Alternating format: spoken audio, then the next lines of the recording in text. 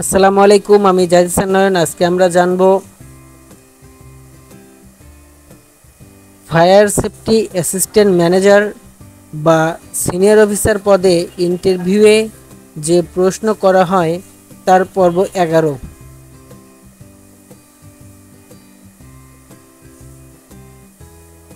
প্রশ্ন: এক্সিস্টিং বিল্ডিংয়ে দরজার ওয়াইড কত হবে? উত্তর: 0.8 মিটার, 32 ইঞ্চি মিনিমাম। প্রশ্ন: ইন্টেরিয়াম বিল্ডিং এ দরজার ওয়াইড কত হবে? উত্তর: 1 মিটার, 39 ইঞ্চি মিনিমাম। প্রশ্ন: নিউ বিল্ডিং এ দরজার ওয়াইড কত হবে? উত্তর: 1 মিটার, 39 ইঞ্চি মিনিমাম। প্রশ্ন: নিউ অ্যান্ড ইন্টেরিয়াম বিল্ডিং এ সিঁড়ির ওয়াইড কত হবে?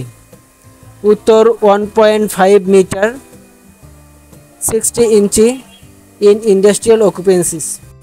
প্রশ্ন: এক্সিস্টিং কনস্ট্রাকশন বিল্ডিং এ সিঁড়ির ওয়াইড কত হবে? উত্তর: 0.9 মিটার, 35 ইঞ্চি কমপক্ষে।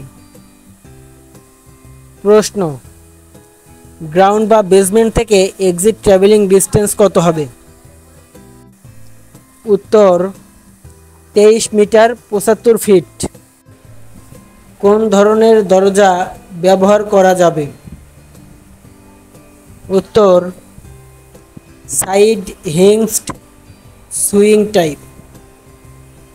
প্রশ্ন: ইন্ডাস্ট্রিতে কোন ধরনের দরজা ব্যবহার করা যাবে না?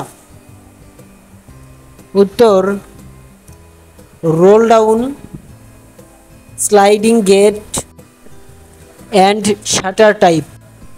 প্রশ্ন: কোন ফ্লোরে রি এন্ট্রি থাকতে হবে? উত্তর: 5th, 10th, 15th, every 5th floor. প্রশ্ন: সিঁড়ি কতটুকু হলে দুই পাশে রেলিং লাগবে? উত্তর: সিঁড়ি 2.2 মিটার, 87 ইঞ্চি হলে দুই দিকে রেলিং লাগবে।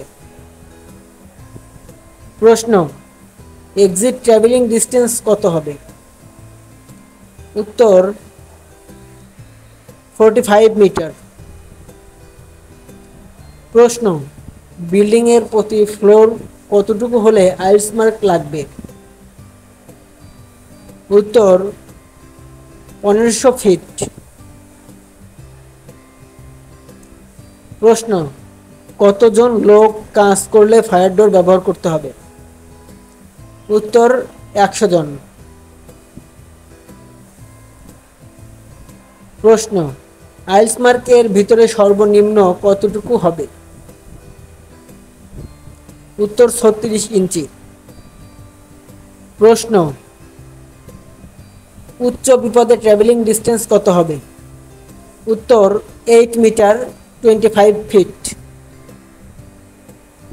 Reference: RSC technical guidelines, RSC manual and accord manual.